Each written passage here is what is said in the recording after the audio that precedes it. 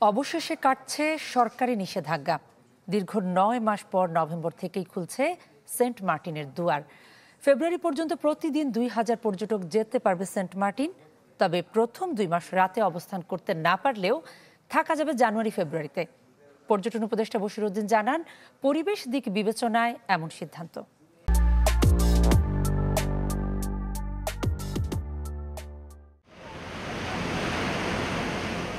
পর্যটকদের পছন্দের অন্যতম গন্তব্য সেন্ট মার্টিন।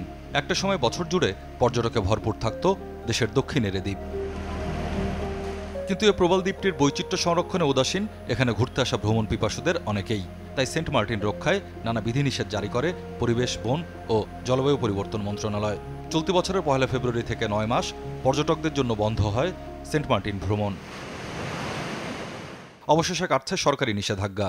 নভেম্বর থেকে ৪ মাস পর্যটকদের জন্য খুলে দেওয়া হচ্ছে সেন্ট মার্টিন। তবে রাতে থাকা যাবে শুধু জানুয়ারি ও ফেব্রুয়ারি মাসে। একটা সফটওয়্যার আমরা অলরেডি তৈরি করেছি। এই সফটওয়্যার এখন ইন্টিগ্রেশন করে জাহাজ শিল্পের সাথে ইন্টিগ্রেশনের কাজটা চলমান আছে। আশা করি আমরা নির্দিষ্ট সময় এটা ওপেন করতে পারবো, যেটা নভেম্বরের ১ তারিখ থেকে শুরু হবে।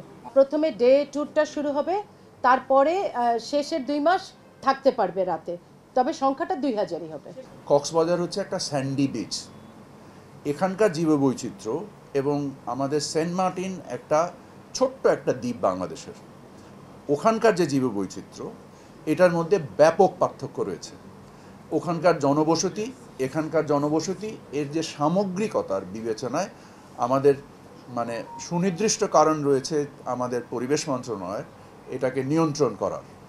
সচিবালয়ে এক প্রশ্নের জবাবে উপদেষ্টা জানান, শাহজালাল বিমানবন্দরের 3rd টার্মিনাল চালুর বিষয়ে এখনো সিদ্ধান্ত নেওয়া হয়নি। জানান, দ্রুত চালু করতে কাজ চলছে। অপারেশন রেডিনেস টেস্টের জন্য আমাদের বেশ কয়েক মাস সময় লাগবে। যে অপারেটর এবং যারা এটার জন্য নিযুক্ত যারা কনসালটেন্ট আছেন, তারা যখন এই অপারেশন রেডিনেস টেস্টটা কমপ্লিট করবে, আমাদের এয়ারপোর্টটা চালু হবে। বিমানের চেয়ারম্যান পদে থাকা কনফ্লিক্ট অব ইন্টারেস্ট কিনা সে প্রশ্নের উত্তরও দেন উপদেষ্টা। অভিযোগ করেন, অপতথ্য ছড়িয়ে সামাজিকভাবে হেয় করার চেষ্টা হচ্ছে। বিমান 100% owned, 100% owned by the Ministry of Civil Aviation। এখানকার সেক্রেটারিও চেয়ারম্যান, সো তাহলে ওটাও কি কনফ্লিক্ট অফ ইন্টারেস্ট হয়? এখানে এনবিআর এর চেয়ারম্যান, এখানকার ডিরেক্টর। বাণিজ্যের যেহেতু আমি দায়িত্বে, আপনি বাণিজ্যের সাথে সংশ্লিষ্ট বাংলাদেশের যত ব্যবসায়ী আছে একটু জিজ্ঞেস করে দেখেন তো যে তারা আমার সাথে কোনো কাজে কনফ্লিক্ট পেয়েছে কিনা, আমার স্বার্থ সংশ্লিষ্ট কোনো প্রতিষ্ঠান কোনোদিনও আমার দপ্তরে এসছে কিনা। কনফ্লিক্ট তো সব জায়গায় আছে। It's your personal character, it's your dignity. If you have dignity, then you do not have conflict. দেশের ট্রাভেল এজেন্সি খাত ও বিমানে নৈরাজ্য হচ্ছে জানিয়ে উপদেষ্টা বলেন, এদের ব্যাপারে তথ্য দিলে নেওয়া হবে তাৎক্ষণিক ব্যবস্থা। জানান, ২৭ সেপ্টেম্বর পালিত হবে বিশ্ব পর্যটন দিবস। বাংলাদেশের ট্রাভেল এজেন্সি সেক্টরে যে নৈরাজ্য বিরাজ করছে, বিমানে যে নৈরাজ্য বিরাজ করছে, সেই ব্যাপারে দয়া করে অনুসন্ধান করুন। এমন কিছু করুন যেন গরিব মানুষগুলোর উপকার হয়। আমাকে সামাজিকভাবে হেয় করার চেষ্টা করা হচ্ছে, হোক।